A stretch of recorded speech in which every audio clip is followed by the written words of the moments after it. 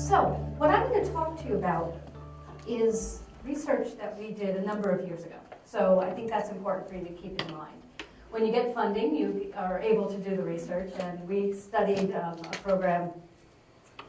Oh, I have to give you my agenda first. Sorry, I'm going to give you an overview of the research. Then we'll talk about the database findings that came as a result of the survey.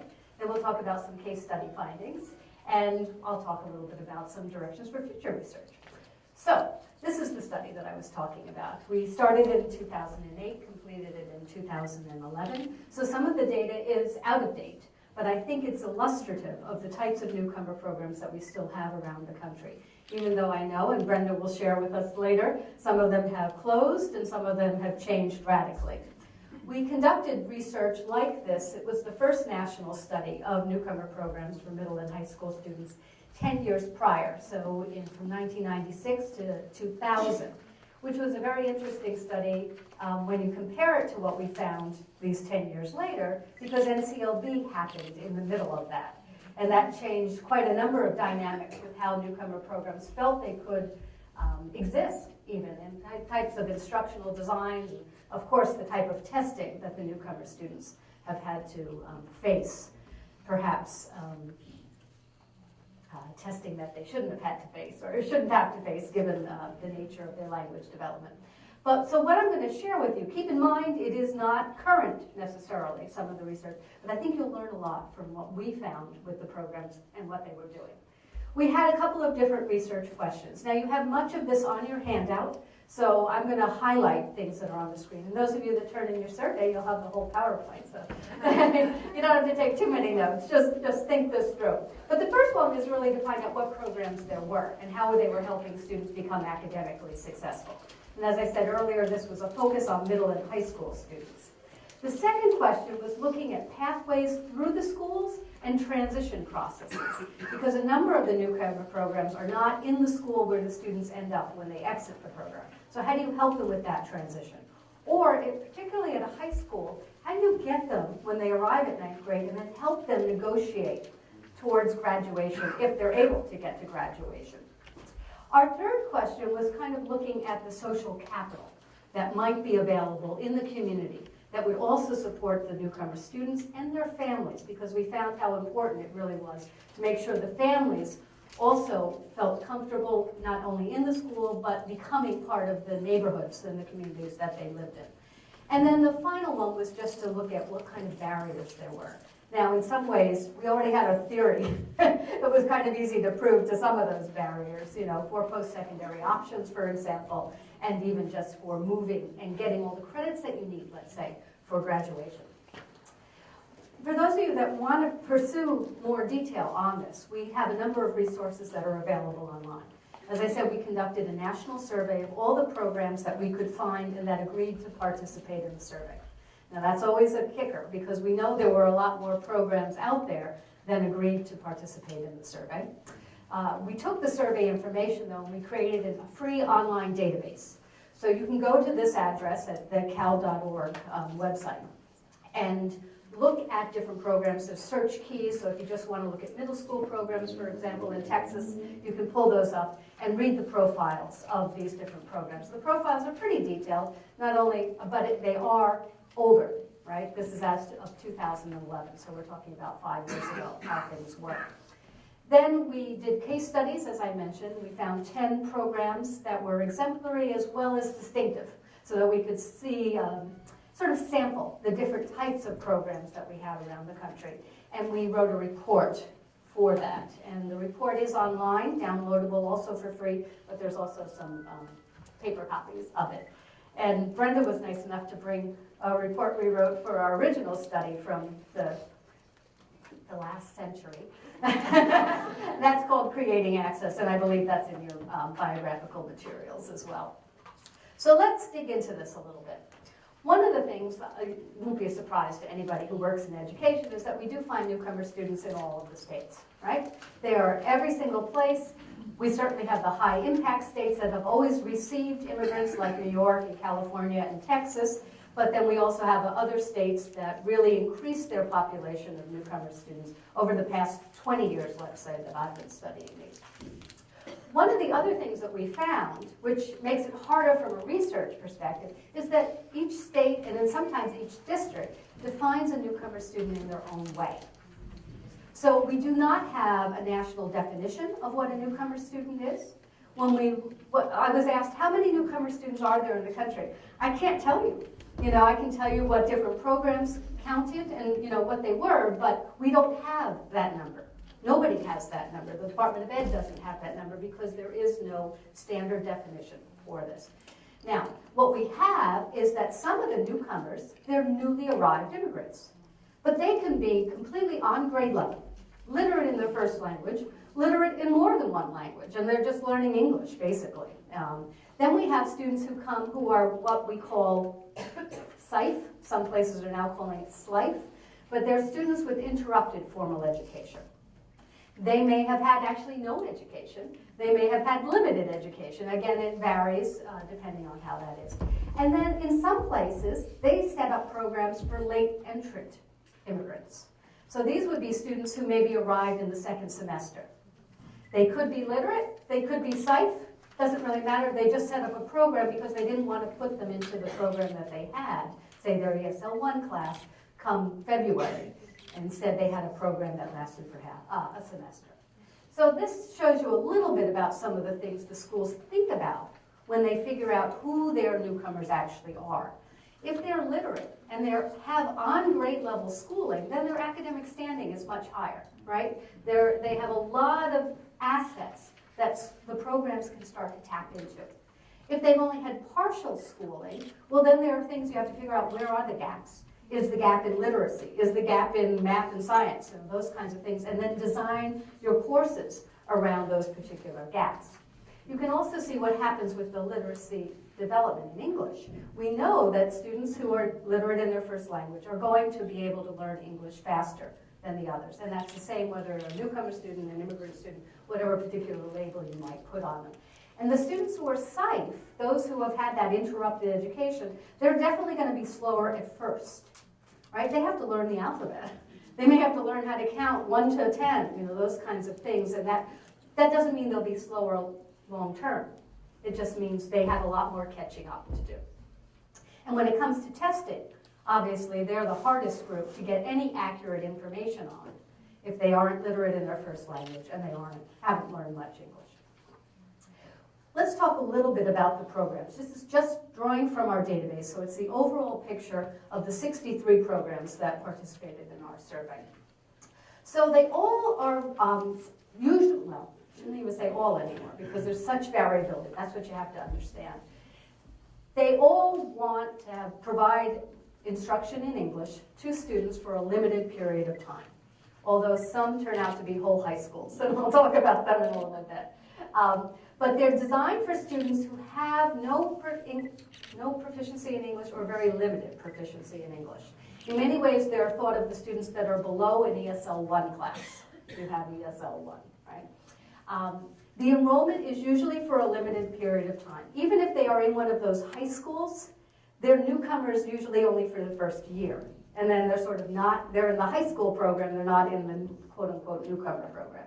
Although it's very diffuse in terms of where there aren't bright lines between a newcomer program and the high school program in a high school model.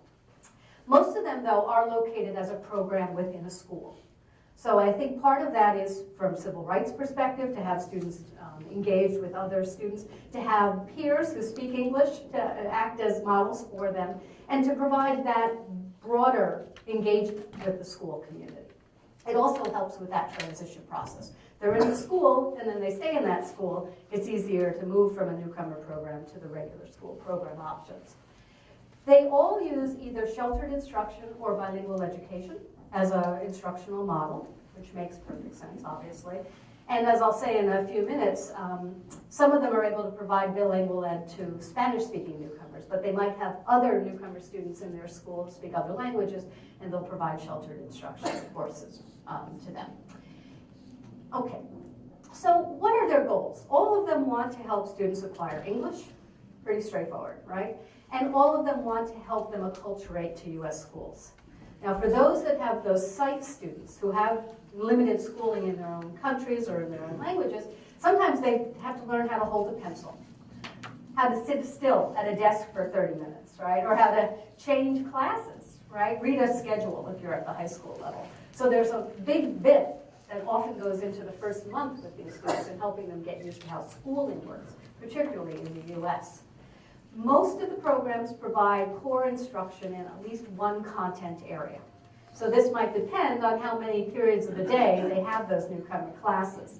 They have one for English, they have one for math, but then maybe they're out with other students for other classes. So again, it varies on the design that you have. You'll hear more about designs from Brenda. She'll give you some good ideas there.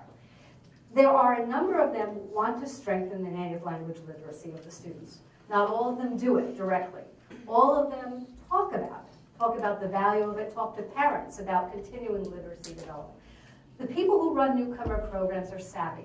They know the research. They know that if you have strong native language literacy, that's going to help you with your English language development. So they promote it to the extent that they can, but they can't always provide it at the school level in the class. The common features. So this is what we found across almost all of these programs. So if you're thinking about a program, you have a program that you're tweaking, not tweeting, but tweaking.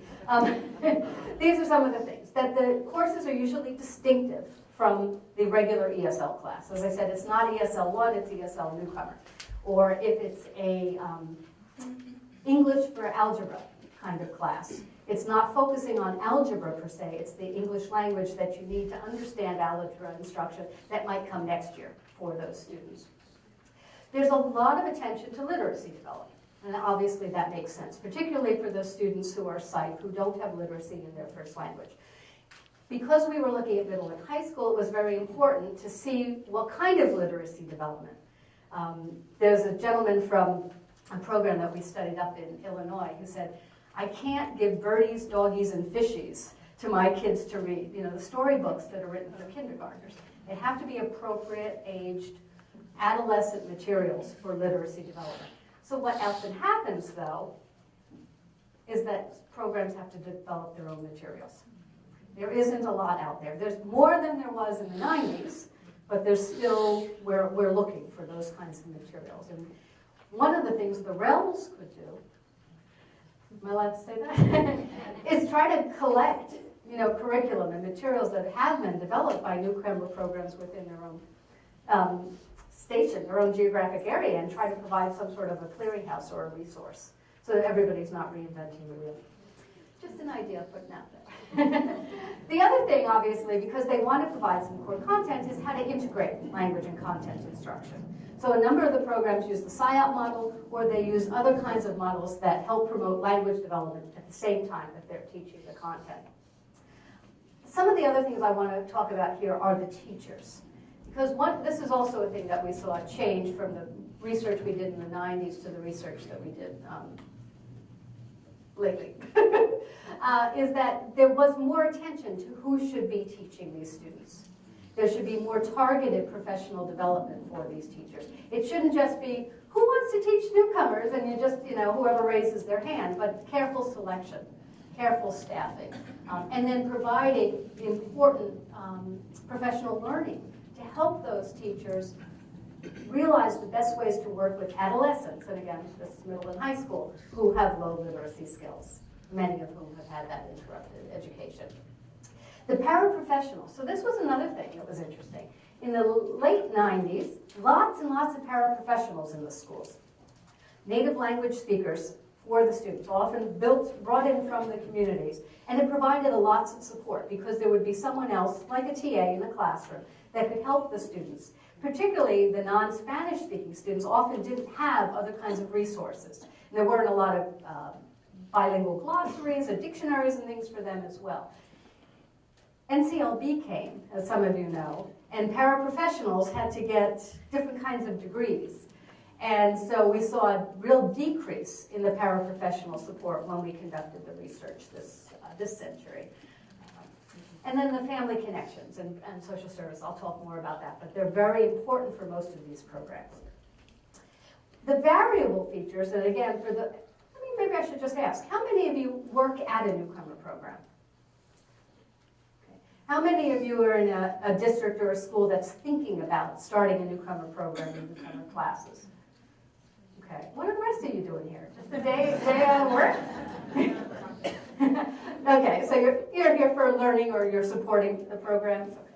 Okay. But those of you that are thinking about designing or redesigning, these are where you have a lot of more flexibility, I would say, because this is where we saw the most variation. Where are you going to place that program? Within one school, bus kids from all over a district to that one school, a couple of schools, a separate site where they all come and they stay and for a year, let's say, and then they go back to their own schools.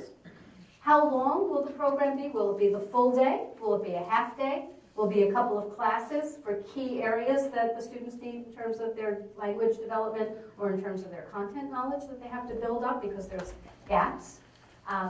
What grade levels are you going to have the students address? So most of the high school programs, it's 9th grade, or as I'll talk about, pre-9th grade, which is happening in a few places. Or if you're a middle school program, are you going to do 6-8? Are you going to focus on a 6th grade curriculum and try to keep the kids for a year or two? How are you going to manage that? There's a lot of flexibility there. How long will the students stay? We only have them for a quarter to give them the basics, and then they go into your ESL program or your bilingual program. Will you have them for a full year? Will you have them for more than a year? What do your students need? Now, some programs start and they adjust over time because they realize, oh, we thought we could do it for 6 months, and our kids aren't ready, so we're going to extend it. Or we thought we could do it for 1 year. That's what the school board approved. But we had a lot of site students. They came in not knowing much about schooling at all. They need more than 1 year before they're going to be ready to go to a full program. So you can think those things in mind. Are you able to do a bilingual design? Now here in Texas, many of your newcomers are Spanish speakers, but not all of them. Maria is telling me she's got students from Africa, from the Middle East. She's got students from Brazil who aren't Spanish speakers, even if they are Latin speakers, Latin-derived language. So you've got to think about that. What kind of bilingual or ESL program design will you use? How are you going to make your newcomer program talk to your ESL program or talk to your bilingual program or talk to your regular program? Because there were programs that newcomer was like all they got. And then they were mainstreamed. Not as much anymore, but that happened in the 90s in particular. What content courses can you teach? Do you have the teachers? Do you have the materials?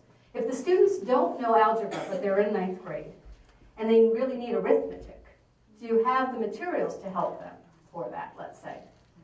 If you're in high school, can you provide any career education? Can you set up some internships? Can you do voc ed?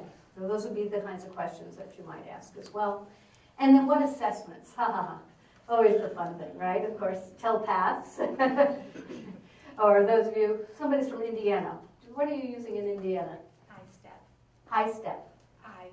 I-step. Oh, okay. And Oregon, they're going to be using ELPA 21. Right, ELPA 21. Yeah. So but none of those programs per se. And WIDA has a newcomer level that they identify, but I don't know if anybody here is a WIDA state. Oh, couple. Where are you guys from? Idaho. Idaho. Okay. So you actually can identify newcomers, but that's fairly new for that to happen. Okay, and that, of course, is only for language development tests. Then we have all those content tests. Let's talk a little bit about some of the other things in particular. So when we did the research, there were almost 11,000 students that were in the programs that we studied. And they ranged in age, as you see, from 10 to 21. So there were a number of schools that kept the kids until 21, 20, because they wanted to provide whatever they could to help them out before they moved into either jobs. Most of them would all move into jobs, and a few tried to make transitions for them into adult ed programs that they had in their districts. More than 90 countries of origin, more than 55 native languages. Now, there are many more languages in the U.S., but these were of the newcomer programs that were part of our survey. And you can see the top languages: Spanish, overwhelmingly, Arabic, Mandarin, Karen, which is a language from Burma, and Vietnamese. And French, obviously. And the French often, sometimes was Haitian Creole, depended on who filled out the survey. So in terms of the size of the programs, this blew my mind, right? Look at that. served 9 students, and one served 930. That was the Newcomer High School in Long Island City, Queens. It was a whole high school just for Newcomer students. So, yeah, pretty interesting. Some of them only served refugees. Some of them only served immigrants, and most of them had a mix. So they had some refugee students, some immigrant students. Refugee students sometimes have more resources at the social level, the social capital resources, because they have resettlement agencies and such that are helping out, that the immigrant students didn't have. So sometimes the schools had to negotiate ways to help support all of their students. And you can see almost all of the programs had at least some psych students, and most of the programs had most of the students in the programs were for free or reduced price lunch. So a lot of poverty added into the language and the educational gaps that the students had. And that always comes into play with how we're going to help support these kids and their families. Take a look just at this. You know, as I said, we had 63 programs, 24 states participated in the study. I know there were more states that had programs, but they didn't choose to participate. And the other thing that was interesting is when we did the study in the 90s, about 50% of the programs were in urban communities. And you can see here there was actually not much of a change at rural, but a change at the suburban level. And this again shows that our newcomers have been spreading out from the sort of initial cities that they land in and then move on to other places. As Brenda may tell you that she was from Columbus, Ohio, and there was a lot of what we call secondary resettlement. She had a huge Somali, I'm not trying not to steal your thunder, a huge Somali population. And many of them had started in another city and then came to Columbus to join this growing Somali community. So the suburban areas also felt the need to develop these newcomer programs. The programs, as you might imagine, California, New York, and Texas were the ones, again, largest numbers from the database that we had. But North Carolina was interesting. So in the studies, over the course of the 20 years or so that I've looked at this, North Carolina increased their number of newcomers over 700%. Yeah, so it became what they call, in demographers now, they're calling these new destination states. So North Carolina and South Carolina are new destination states. And in fact, if you look at a demography map of the US, let me get my orientation right. Okay, so here's the East Coast. The states are almost like a sash on Miss America. They go from North and South Carolina through Tennessee and Nebraska all the way up to Oregon and Washington. That those are the places that are getting rapid increase in immigrants and along with those immigrants, the newcomer students. And so we saw a lot of growth in programs along that sort of diagonal swatch of the U.S. The types of sites, so let me just talk a little bit about. Some of them were just geared to middle school students, and 6-8, sometimes they went with just the 6th grade curriculum. Again, it varied by the site. Some of them were high school, they served high school students, and you can see almost 50% of them did. And I think you can understand that from a policy perspective. These are the kids who really need some targeted interventions if they're going to be successful in high school. They just don't have the time to learn English and learn the content before graduation looms right in front of them. Now, some of them were middle and high school combined sites, so they served 6 to 12 or 6 to 8. The Fort Worth program that I have a little example about in your handout goes from 6th grade to 9th grade. So it just goes into the beginning of high school in that regard. And some of them it was a newcomer program within the district, but it had a separate site and sometimes even a different model at middle school and also at high school. Within them, you see that about 60% of them were programs within the school. 24%, almost a quarter, were at a separate site, and this meant they could service more schools and more neighborhood areas in that regard. And 16% were a whole school. So a whole school, most of those were high schools. They come in at 9th grade and they stay through graduation if they want to. There were 1 or 2 that were middle school programs where they can come in at 6th grade and stay through 8th grade and then go on to high school elsewhere.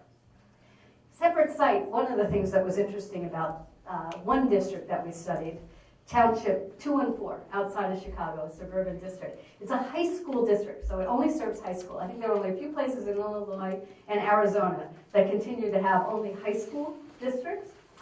And this particular site serves 6 high schools.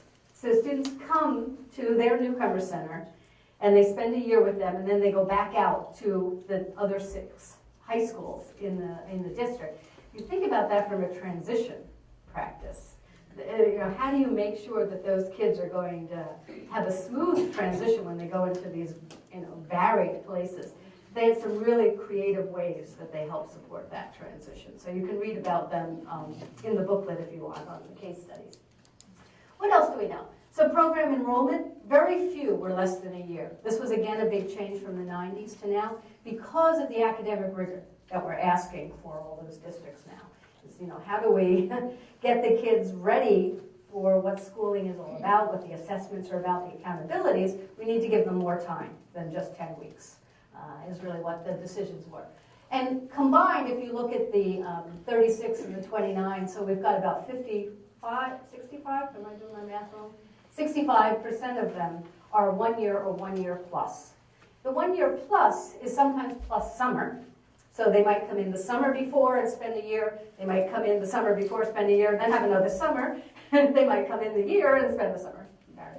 Or they might have 1 year for students who are the literate newcomers, who have had some schooling, and 2 years for the sight students. So that, again, there was that flexibility based on the actual needs of the students. Don't you love that when you actually design programs around what the students need? I just applaud the programs that have been able to do that. And then some of them are more than a year, and often those were those high schools that lasted for the 4 years for the students. In terms of the length of the program, as you can see here, a whole variation. Full day, more than half a day, but half a day, less than half a day, and we had one program that was only an after-school program. But I'd say what most of the programs realized, these are students who have gaps. And the only way to close those gaps is through accelerated learning. And the only way to get accelerated learning is to have extended time. Is to have additional time to work with the students. 15, actually closer to 18% of the programs had the program that they had in the regular school day, and then they had an after-school edition, maybe 2 days a week. They had a Saturday school edition. So they found additional ways to add more learning time to these children's lives so that they could really accelerate, push forward, help to close some of those gaps. The instruction, 88% identified themselves as an ESL program, and 12% identified themselves as a bilingual program. Within the instruction, 100% provided some type of ESL, or ELD, or whatever, English language arts for newcomer students, whatever you wanted to actually call it.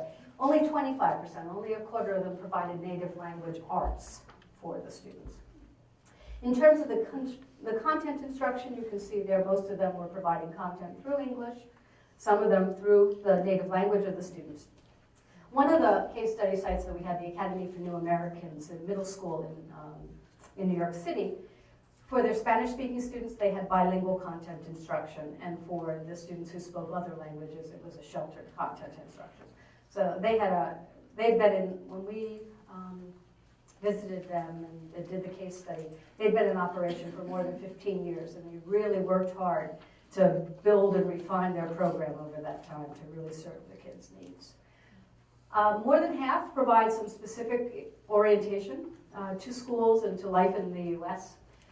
14%, smaller than I would have thought with the career and voc ed, but again, some of that's the result of NCLB, where we saw just across the country in all programs there was a decrease in vocational education. A lot of them looked for separate reading intervention kinds of courses for the students, particularly if they had a program where they had sight and literate students, so they wanted a special course to help with the literacy reading development, in particular for those sight students. And a bunch of them had some type of study skills course as well. So I'm supposed to pause now and take some questions if you have any questions. Yes, are you going to mic those? Or?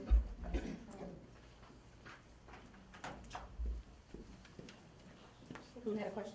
Right over here. Okay, hold on a second. How do you turn this on?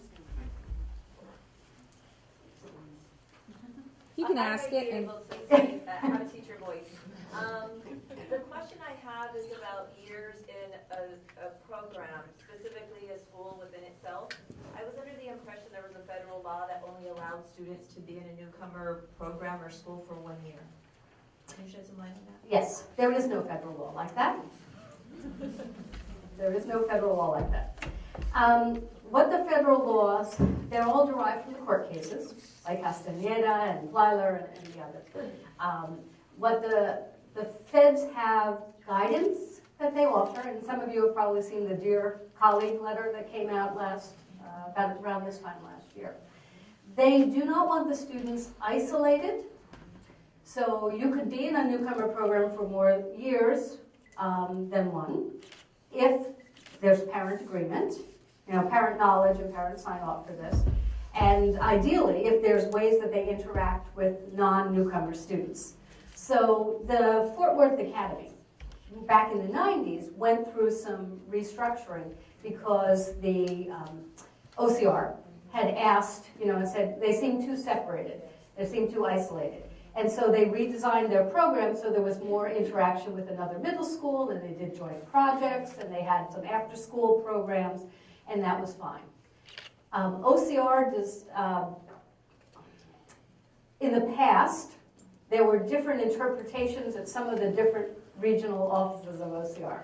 I think things have changed under the current administration, and it's more consistent across the country, but any lawsuit that has come forth against newcomer programs have failed. So ones that, the bottom line is there is no law that says they can only be there for 1 year.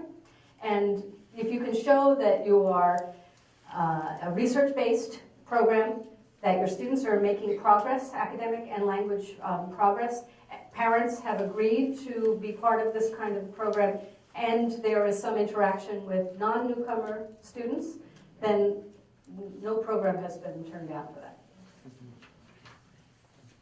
The question in the back? I'm willing to use the mic. So I get that the research study focused primarily on middle school and high school, and that makes a lot of sense to me. Naturally, in the ideal world, elementary newcomer school programs would work in terms of getting students prepared for middle and high school at an earlier age. Can you speak to that? Do you see elementary programs anywhere across the nation? Are they successful? Okay, so part of the reason we did middle and high school was an interest of ours and of our funders. So when you do this kind of research, you have to find the funding as well. Right? In the course of doing that research, we came across a number of districts that also had elementary newcomer programs, and I think probably it was about 20 of the 63 also had some type of elementary program. So we kept a list of those, but we actually didn't do the research. And when we get to my final slide where it says future research, elementary programs are right there. What we did here, though, because we would ask people about it, if we were in the district that we knew we had them, is that most of them felt you didn't need newcomer programs till about grade 3. That for the primary grades, K2, the type of program that was there, the attention to language development that's there for all students, seemed to help. And so, although I've heard of 1 or 2 districts that had newcomer programs for first graders, personally, I'm not sure that that's a real need. That's not where I would put my resources if I were having to divvy up a budget. Okay, this is Linda. I see some people sitting on the floor. Raise your hand if there's an empty seat next to you so that the people sitting on the floor can come and find a seat. Thank you. I think there was one more question in the back. I wanted to know how many of your programs had technology components that allowed for self-pacing or individual pacing where the yearly was not Hold on to that question because it's coming up. Good question. Yep. And then there's one more question in the back. Just wondering about assessments that you found at the newcomer schools that worked appropriately. Yeah. Well, I can't make a judgment on what worked appropriately.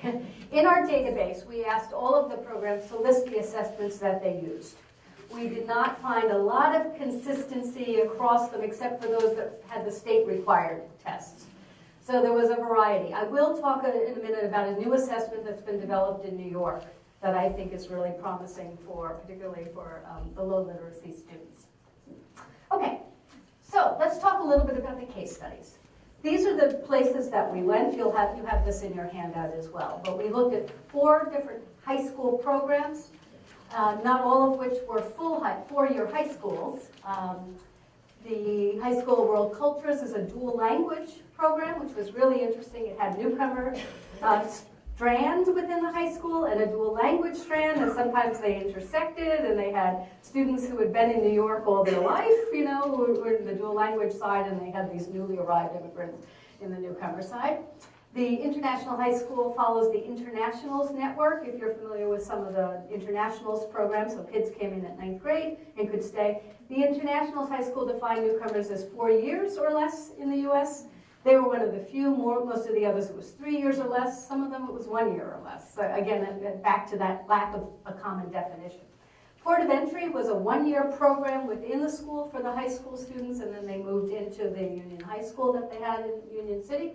The Newcomer Center that I mentioned is the one separate site program that serves 6 different high schools outside of Chicago. The middle school's Salina Intermediate, this was one that was actually a 4-8 Newcomer program. 4-5 was a little different from 6-8, so we just looked at 6-8 because that was the focus of our research. Arabic-speaking students only in this particular program. The Academy for New Americans is the one I mentioned where they had the bilingual strand as well as the ESL strand depending on the native language of the students. It was a 6-8 full program, moved the kids through. The combined middle and high school Columbus Global Academy is Brenda's baby. She designed and developed it, and it's much different than it was when we examined it. So I'll leave that for her to say, but that was a 6-12 program. The International Newcomer Academy in Fort Worth, 6-9, as I mentioned. Dayton Learning Center, a small half-day program. Half-day it served middle school students. The other half-day it served high school students. They walked to the separate building that was the campus between the 2 schools. Small little rural program. And then the Teen Literacy Center in Omaha was unique that they had programs within a school at the 2 middle schools and then a separate site for the high school program. So they were all under the same umbrella, but really 2 different designs that were working there. And just to tap into your technology question, the high school program there used a lot of learning center approaches. So there was technology at some of the learning centers. There was the teacher interaction with small groups. There were paraprofessionals in the room that helped with the other small groups as well. It really took almost an elementary school approach, what you might think of in a guided reading classroom, and applied it to it was a half-day program. Well, actually it was half-day for some students, full day for others. Again, this variability that we see. So let me just tell you about some of the things that worked, that we saw that was working. And one is that multilingual environment was relished. The notion that we have students from multiple countries who speak multiple languages is a great thing. Let's really welcome the students, the families, and also be happy that we've got this. This is a great asset, and we sometimes, people in education forget about that. They think about the challenge, and they don't think about the value that we have among our students and their families. Having staff who are bilingual, I mean, duh, right? But believe it or not, there are still many programs out there, some right in the DC area where I live, where I go in and there's nobody in the main office that can even speak, one other language. They say, well, we've got language links, we just call up on the phone if we need an interpreter. It's not quite the same welcoming environment that we want. Having multilingual materials in the libraries, having posters and things on the walls that show that you're interested in this cultural diversity that we have. Making sure that student work is put up. And it doesn't just have to be the gifted and talented students' work that's in the hallways, or, it should be all of the students that are being celebrated for what they're learning and what they're doing. Recognizing what they have is so important, and finding that out. I'm going to talk about these in a minute, the assessments. But finding out what they know in their first language should be the goal of everybody who works with newcomer students. Unfortunately, not all places do that. But as a teacher, that's what you want to find out, because that helps decide where you go. They already know the alphabet, if they already have phonemic awareness, if they can already decode and read in their native language, metacognitively, you don't have to teach any of that stuff anymore, right? You just have to help them apply it to English. So it's very different how you do this. That metalinguistic awareness of how languages work is valuable. Let's tap into that. Whatever they learn, say, in their first language, right? Whatever they've learned through their personal experiences, or they've heard from their parents, or they've gone to, and seen monuments in their own country, or been to museums, and they've learned stuff, right? We all learn stuff. That's in their brains. It doesn't matter that they learned it in Spanish or Mandarin or Karen. It's up to us as teachers to help tap into that, right? And help to get that out, help them learn to articulate it in English. But we don't have to reteach them things that they already know. We may just have to help them learn the English labels to those things. We've got to keep that in mind when we're working with our teachers. Or within the Newcomer program, those teachers know it, right? It's the other teachers sometimes that really have to be brought into the fold and understand what's going on. The other kinds of things, the assessment. So what I should have put this up. MLD stands for Multilingual Literacy Diagnostic. It's a brand new test that the state of New York has developed in 9 languages. It's a low literacy test. It covers grades 3 to 9. It has reading comprehension and vocabulary. I don't know if they're making it available yet, but they really should, because it's a nice little resource to find out what your students know in your native language, in their native language. It is not, though, developed for SIFE students. So there is a pre-test to determine whether or not the students have enough language to take the MLD. So as I said, the MLD starts at 3rd grade literacy. They call it semi-adaptive, so that if they start to take questions and they're not being successful, the test will stop and say, grade 3, grade 4, something like that. The languages are Spanish. I'm not going to get all 9 of them. Spanish, Arabic, Bangla, which is Bengali, some people call it, Mandarin, Haitian Creole, one of the Karens. I didn't realize this, but there are 3 Karens. It's the one that begins with an SW.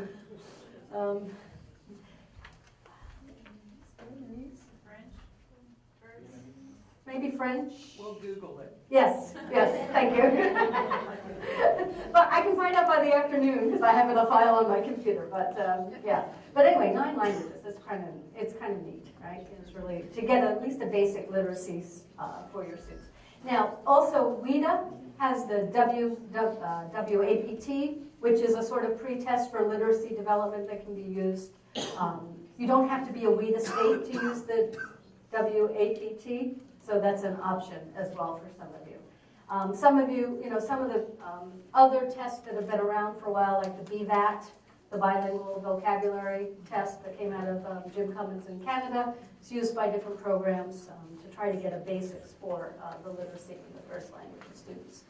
We also need, our ELP test. I don't know if the new TELPAS is going to go down to a level low enough to tell whether somebody's a newcomer or ESL 1 kind of student. But having that kind of distinction, again, can help you decide the best type of programming. What else are we seeing that works? Well, that literacy development in the classroom is so critical. I mean, this is really where a lot of the effort and time is being placed. Even if you have a full day program, there's often 2 or 3 hours of the day focused on literacy to some extent, whether it's basic, foundational literacy in English, whether it's content area literacy, but they really put a lot of attention to learning vocabulary, learning how the English grammar system works, those kinds of things. I would say that there has been definitely an influence of the Common Core in terms, and I'm sorry to say that in Texas, but you know at least what I'm talking about, right?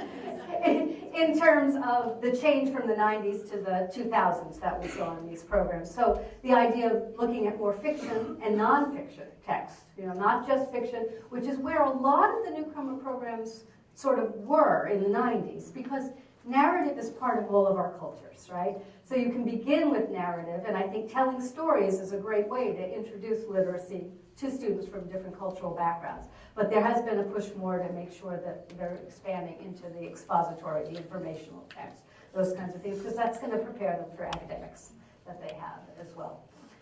The other kinds of things were the technology. So I had the question earlier about technology. Almost all of the programs had some type of technology component, but usually closely structured.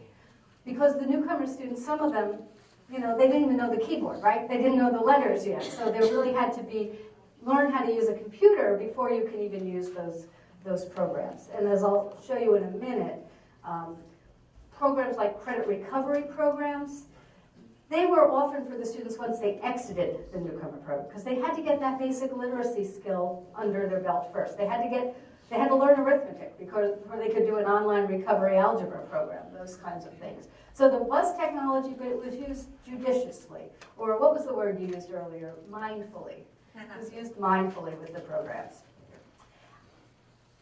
Other kinds of things were just, again, thinking if you needed foundation literacy, you've got to start with phonemic awareness and phonics, right? You've got to really ramp up vocabulary. I think one of the things that we have to do more of is teach more words to newcomers as soon as possible. I think sometimes we fall back into what we're used to, like 10 new words a week. Well, newcomer students, particularly if they are sight students, they need more than 10 words a week. They need a lot of vocabulary. We've got to find ways, interesting ways to make that happen for them. They've got to have some grammar practice. They've got to be writing.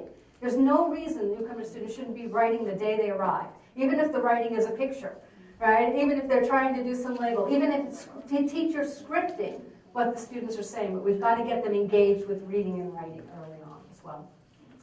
Other kinds of things had to do with the more academic side. So obviously teacher professional learning is so critical. How are you going to work with these students who, you can't just lecture at them, right? They're not going to understand the words they're using. So again, as I said, we saw more and more programs carefully staffing those positions, right? Finding the right teachers, providing that kind of professional development, giving them what resources they could find, or at least finding time for curriculum development, for lesson planning, and building that into a school day, which didn't always happen. Didn't happen in the 90s at all, but now I think we have a better understanding of what kinds of supports we have to build in for teachers as well within their workload. The content-based DSL, so that's a no-brainer. We've been moving towards that for a long time. To have that sheltered instruction in the different content areas as well. The pre-algebra, or the arithmetic in some places. I'm sorry, the kids cannot do fractions, right? If they're struggling with long division, you can't put them in an algebra class, no matter how much support you're going to give them. That's not good for the teacher, the other students, or the newcomers themselves. They need a separate class. And so a number of programs had pre-algebra. The other thing that we saw was this doubling up. So they would have two courses together sometimes. They had to take the English Language Arts course, let's say, but they had an adjunct course along with that, with the ESL. And that they were, again, looking for teachers, particularly at the high school, where you had you needed those content qualifications. So if you needed to have English Language Arts certification, well, they would really look for dual certified teachers who also had an ESL endorsement or an ESL certification or a bilingual certification that could then put them together. But giving them more time, such as the ESL with the ELA kind of class, was a way, again, to support what they most needed, which was the time to develop language. The after school, I mentioned the after school programs, Saturday school programs, those are all familiar to you. What I liked were the vacation institutes. So, winter break and spring break. The schools would offer 4 days of schooling as well, maybe a half day, but get the newcomer students in and offer enrichment. It didn't have to be the same old curriculum, but it was using language, it was using content, maybe it's working on science experiments, but doing something during that time. Because we've got to maximize learning time for these kids. We have to maximize learning time. Obviously, field trips. Some of the New York City programs have Saturday morning field trips. I thought it was just great. Take them out, learn the community, learn the subway system. But go to visit a grocery store in Queens, go up to the Bronx Zoo, do those different kinds of things. The high school credits. So this was one of the barriers, right, to the students for graduation, for post-secondary. What courses can they take when they don't know English, or as they're learning English, and how are you going to help them do this? So this is also where we saw a big push for getting the students home country transcripts and then getting them translated or at least interpreted in some way. Can they get credits for what they already have? Some states, like Virginia, is required to take a foreign language test to graduate from high school. had been that you had to take the course and then take the test. But advocates, some of the teachers in the state, got the state to agree, well, can't the kids just take the test without taking the course because it's their native language. So for those that had the literacy skills and the knowledge in their own native language, they could just take the test and get that required credit for the course and for graduation. The online and the credit recovery options, this is where the technology also came in. But again, as I said earlier, newcomer students were often not ready to do this. So it was once they got out of the newcomer program that this option became made available to them. But that's, again, part of this issue of how well do you inform these students when they first walk through your door what life is going to be like for several years? Do you show them a potential pathway? Do you find a way not to get them discouraged after 1 year or 2 years in high school when they realize, oh my gosh, I'm still a ninth grader and I've been here for 2 years. But show them, this is how we're going to get you to graduation. We've got to be upfront with the kids and with their parents as well. And then really think through those pathways for them. Okay, so and that leads me to this next question, which is that transition. So some of it's through the one I just talked about, is sort of the credit recovery, which is that second one. Let's talk back to the first one. So I mentioned the place in Illinois, one separate site for six different high schools. How do they help the kids? Well, one thing that they did was they do a shadow day, where they send the students out to the high schools that they're going to go to with one of the newcomer students from the prior year. And they shadow that newcomer student to see what all the courses are like. And they've got somebody who can, talk to them, tell them what it was like to do that kind of change. And then they have a time at the end of the day, when they meet with the guidance counselors. And they talk a little bit about what it's going to be like for them. So that's partly for the students to feel comfortable in making that. It happens in the late spring of their year because it's a one-year program there. Another thing that they do is they prepare the teachers. So when we were visiting the school, actually got to sit in on a conference call. The newcomer staff sit around a table and have a speakerphone, right? And there are staff at one of the other high schools, and they talk about the students. They all have copies of the students' files. And they talk about the students, and it's not just, oh, this student doesn't like math. It was, this student really likes ballet. Think about ways that you can engage the student in extracurricular materials, as well as, just the academics that are coming. So the schools that are going to receive these students get to know about the student as a whole person, as opposed to just what looks like on their transcript or on their scores that they've had on the test. Okay. Technology, don't we love it?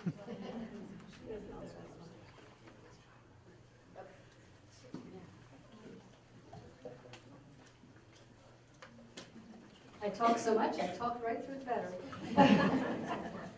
All right. So, and then part of that transition was also how do you help them prepare for life outside of high school? Will they get a job? Can you provide an internship? Are there some partnerships in the community that could help the students at least see what it's like, again, shadow at a workplace, let's say? Or are you actually going to help them through a college application process? And the High School of World Cultures in New York City, there was actually a year-long class the seniors took that was college prep. And it was college application, financial aid, it was visits to colleges. In New York is a great place. It's easy to go see lots of different colleges. So they're creative about the ways that they're helping prepare the students. Now the social service partnerships, again, we saw a big increase in that from the 90s to the work that we did in the 2000s. And looking at ways to support the families as well as the students with regard to healthcare, mental health care, which is also an interesting whole other discussion that's going on there. Most of the programs had some type of parent liaison or social worker that would work with the families.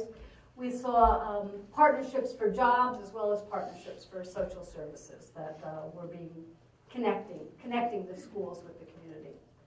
This is just a sample of, just to give you a sense of the variety of the types of partnerships that they had. Brenda's program had a partnership with the FBI Go figure. You know, healthcare, the French embassy. I mean, just a variety of really interesting things that the school's connected to.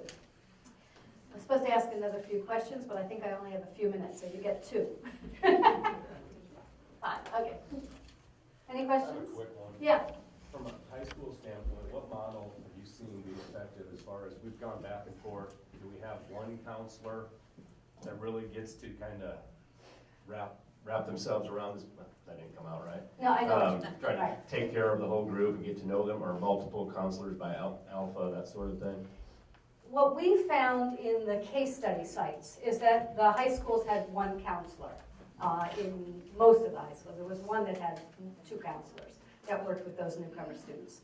Sometimes it depended. I mean, if you have the high school in Long Island City that had 900 students, you couldn't just have one counselor, obviously.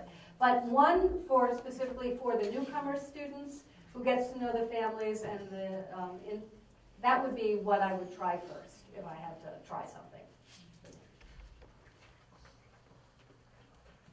Another question over here.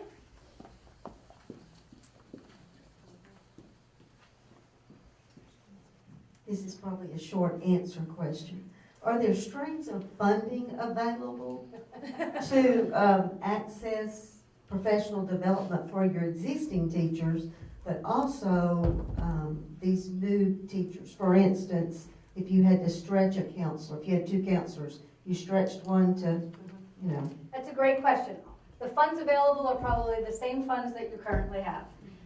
The only other thing that is sometimes is the emergency immigrant monies that come out of the federal programs, but I think those run through your states anyway.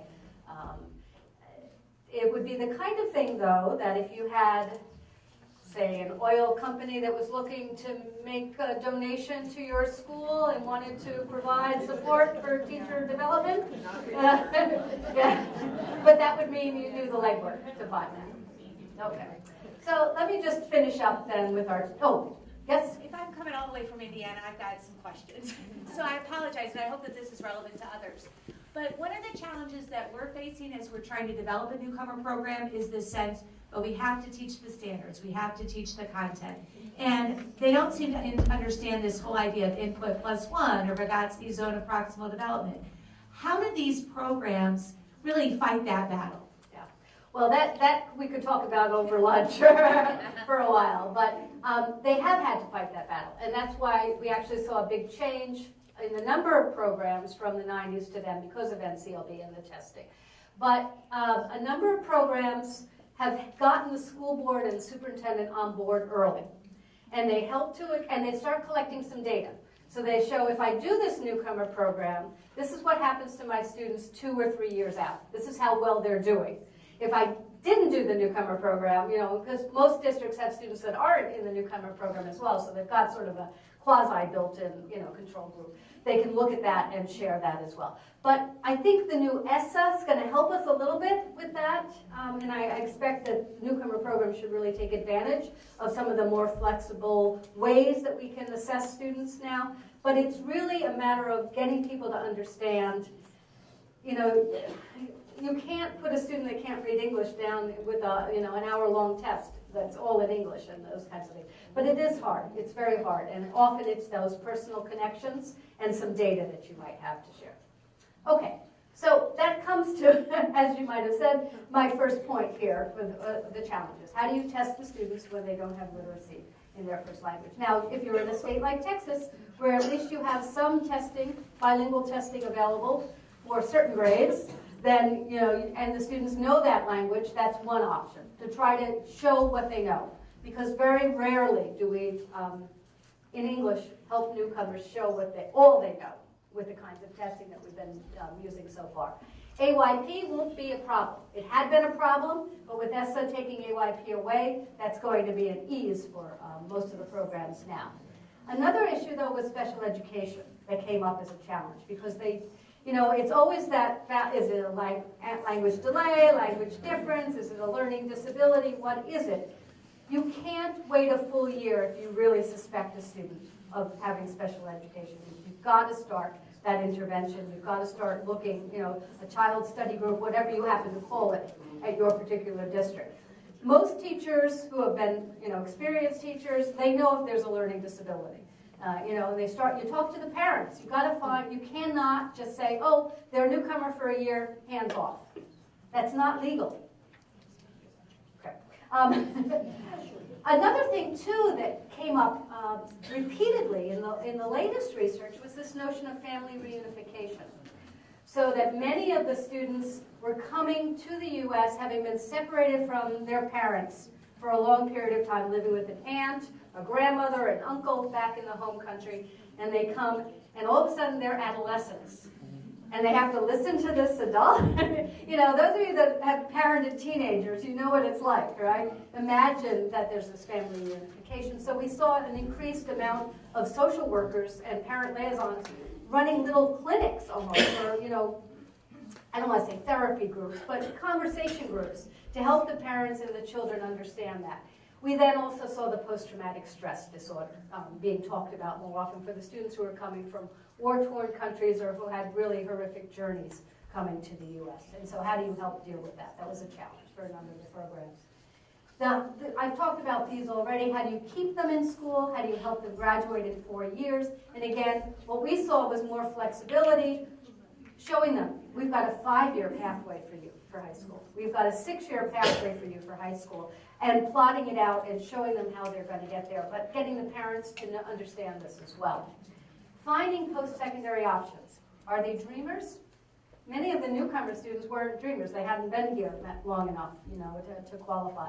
But what can they do beyond? And that's tough for many of our students. Evaluation. This was really hard for me as a researcher. I was sure that when we did the second study, we were going to be able to do more rigorous evaluations. But we still couldn't. Because the kids get lost in the system. Most of the time, they were not labeled as newcomers. So when they were in the program, you could run all the tests that you wanted.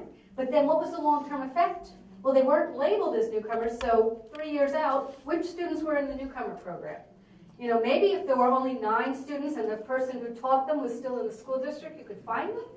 But for the most part, that didn't happen. So it's really hard to assess the long-term effects of the program, but that is definitely a research area. Directions of research. See number 1 there? Elementary programs. Where are they? Do we need them? What are the best grade levels that are served? What are the subjects that should be covered? The kind of research that we did with middle and high school could be done for the elementary programs. The program evaluations that I just talked about, what's the best length of time? We don't know that. Should they be there just for a year? Should they be there for 2 years? We don't have any good data on that. What about the students who are already in your ESL or your bilingual program who aren't having newcomers come into their classroom and sort of changing the dynamic throughout the course of the year? Are they benefiting by having that separate program? We often think about the newcomers, but some of the other learners may also be benefiting by some of that separation that's based on their educational needs. And then the final one, and this I just want to close with, is this work that's going on in New York City. Any of you college sports fans? Yeah? You heard of the expression a red-shirted freshman? Okay. New York City has some pilot programs going on where they're having red-shirted 9th graders. So the newcomer students come into their high school, and they are in a pre-9th grade program. They have a year where they can develop language, content.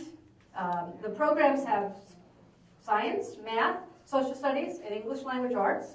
Some of them also have a separate ESL class, as well as English language arts.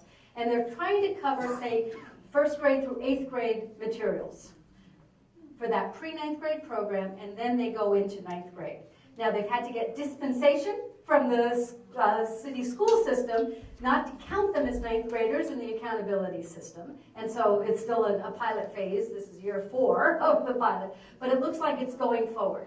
And the students, they're tracking them, are staying in school more than the students who are not in these specialized programs. And it looks like a win-win for everybody in that regard.